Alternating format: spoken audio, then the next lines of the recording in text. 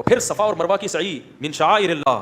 یہاں حضرت ابراہیم کی زوجہ نے ایک بہت بڑی قربانی دی تھی, اپنے بچے کو لے کے تڑپایا تھا انہوں نے اللہ کے لیے. ابراہیم علیہ السلام اپنی زوجہ کو ایسی جگہ پہ چھوڑ کر آ گئے, کوئی گھاس کا تنکا بھی نہیں ہے. کتنی بڑی قربانی ہے. انہوں نے کہا اللہ کی خاطر صبر کروں گی بس. صحیح بخاری کی حدیث ہے کہ حضرت ہاجرہ نے ابراہیم علیہ السلام سے پوچھا آپ ہمیں یہاں کیوں چھوڑ کے جا رہے ہو. وہ جواب ہی نہیں دیتے تھے, بار بار پوچھتی تھی.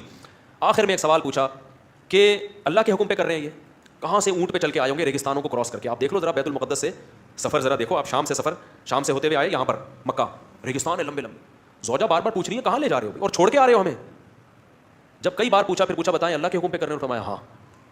تو حضرت حاجر نے فرمایا اذا لا یضیعنا, پھر اللہ ہمیں ضائع بولو نہیں کرے.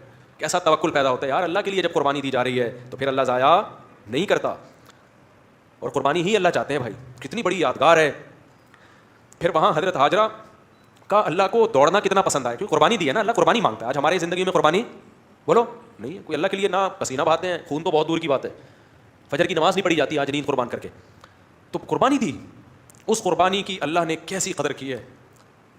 کیسے دیوانوں کی طرح بھاگ رہی تھی نا, کیا حال ہوا ہوگا. عورت اپنے بچے کو بھوکا پیاسا برداشت کر سکتی ہے, بچہ ایڑیاں رگڑ رہا ہے, رو بھی رہی ہیں, پریشان بھی ہیں, اللہ سے شکایت نہیں ہو رہی کہ اللہ یہ تو نے کیا کر دیا ہمارے ساتھ. آج تھوڑا سا دین پہ چلتے ہیں, ذرا سی قربانی آئے تو اسلام کو, مولویوں کو, شریعت کو برا بلا کہنا شروع. ابے ان مولویوں نے یہ کر دیا, ابے علماء نے یہ کر دیا, ابے اللہ نے میرے ساتھ یہ کر دیا. بچہ قحط سے مر رہا ہے, بھوک پیاس سے, دوڑ رہی ہیں, جو ان کے بس میں ہے وہ کر رہی ہیں. زبان سے کوئی اللہ کے خلاف شکایت بولو نہیں. ادھر کتنی مشکل ہے, تھک جاتا ہے آدمی اچھا خاصا صفا مروہ کی صحیح میں. اور اب تو کافی حد تک پلین ہو گیا, پہلے تو پہاڑ پہ چڑھنا پہاڑ پہ اترنا ایسے تھا. کتنا بڑا واقعہ ہوا ہے, اور اس کو کیا بنایا جا رہا ہے, انٹرٹینمنٹ. سیلفی نہ کہیں فوت ہو جائے اپنے گھر والوں, بھائی بعد میں بنا لینا سیلفی, ہم منع نہیں کر رہے, ایک یادگار رکھ لینا اپنے پاس. ابھی تو فوکس کرو کس کو, عبادت کو فوکس کرو. وہ دل میں استحضار رکھو کہ اللہ کی ایک نیک بندی یہاں دوڑی تھی. جب وہاں دوڑو نا, دیکھو اسلام کی ساری عبادتوں میں وقار ہے. حدیث میں آتا ہے جماعت نکل بھی رہی ہو نا, دوڑ کے مت آؤ مسجد میں, کیونکہ یہ وقار کے خلاف. دوڑنا ہے تو جاگنگ کرو, جا کے پارک بنے ہوئے ہیں, گلی محلے دوڑنے کی جگہ نہیں ہے. وقار ہے. وہاں کیا ہے, اس وقار کو ایک طرف رکھ دو. کتنے بڑے بڑے بزرگ پیغمبر سب وہاں کیا ہوئے ہیں, ایک حد تک چلتا ہے, فوراً اللہ کی طرف سے آرڈر ہوتا ہے اب چلنا نہیں ہے, اب کیا کرنا ہے, یہاں سے دوڑنا ہے. دیکھنے میں تو کچھ بھی نہیں ہے بھائی, بہت بڑا سبق مل رہا ہے ہمیں اس واقعے سے, بہت بڑا سبق. یہ کیسی بات, کوئی غیر مسلم دیکھے یار یہ کوئی عبادت ہے.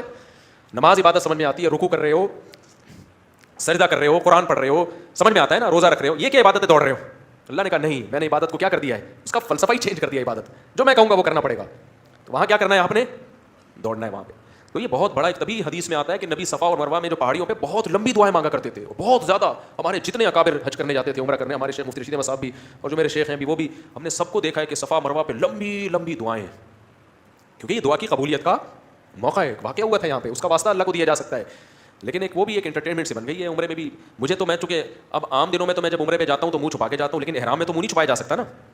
تو طواف کے دوران لوگ آ کے تنگ کر رہے ہوتے ہیں, اور مفتی صاحب نے تم غصہ آتا ہے پھر مجھے, یار تم اللہ کے گھر میں آئے ہو, مفتی صاحب کو دیکھنے کے لیے آئے ہو تم یہاں پہ.